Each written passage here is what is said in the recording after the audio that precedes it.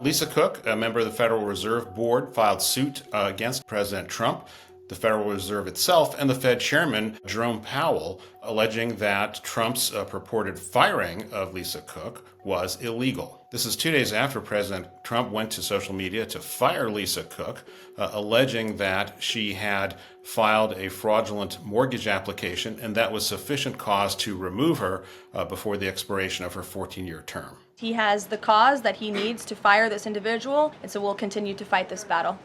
The complaint paints a picture of the president using this allegation as a pretext for a political goal that he has, regardless of what she did or didn't do. His goal is to take control of the Fed so it can lower interest rates and give a short-term boost to the economy that will help him politically, even if it damages the United States economy over the longer term. Now, whether or not she is guilty of fraud or it's just a mistake in claiming two different residences as her primary residence, that's the basic allegation, that has itself several dimensions on whether, if true, it would be cause.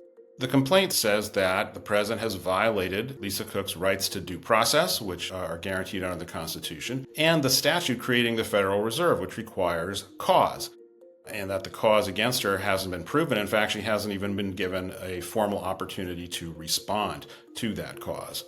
The complaint points out why the Fed has historically enjoyed this type of independence. It says that an independent Fed prevents the president from political manipulation of policy for his own short-term interests.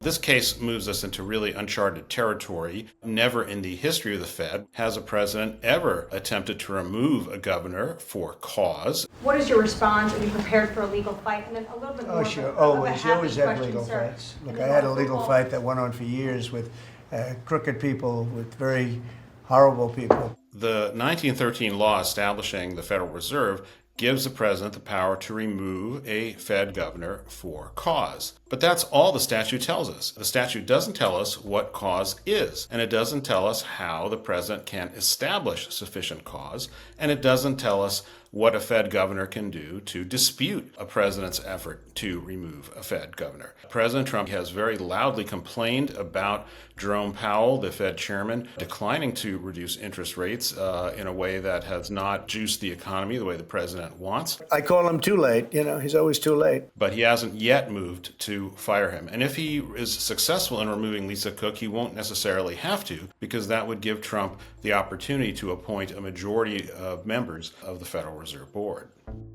One of the things Lisa Cook is asking for is a temporary restraining order preventing the president from removing her and preventing the Federal Reserve Board and Jerome Powell from implementing the president's direction. That's why they also are named in the lawsuit.